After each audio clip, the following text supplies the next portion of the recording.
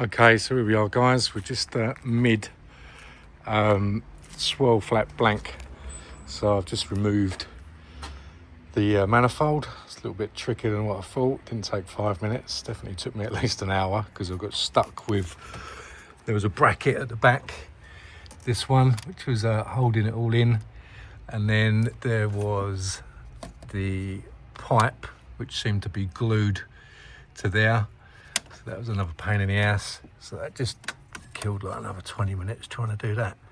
A bit fiddly. The rest of it weren't too bad. Obviously I just put tissues in to stop any shit going in there. So here we are. There's my kit. Just removed off that rod, and now I'm going to do the first one to make sure the swirl flaps actually fit. Give it a good clean.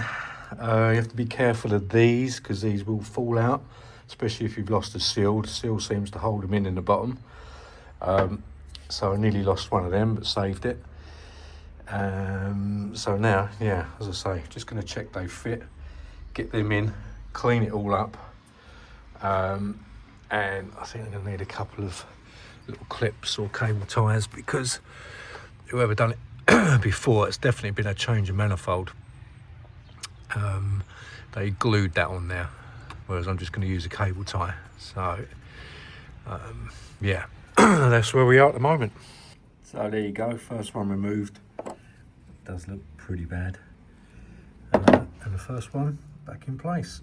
So I do all the blanks, then do all the gaskets, make sure they don't fall out, get it all nice and clean. So a quick video trying to get these out. The dirty ones with just this thing is a nightmare. So just found a little technique, see if it'll work on camera, is by getting the pliers just on the edge on there.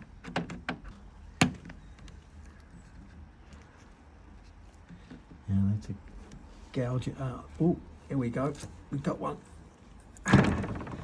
Voila. There you go, top tip.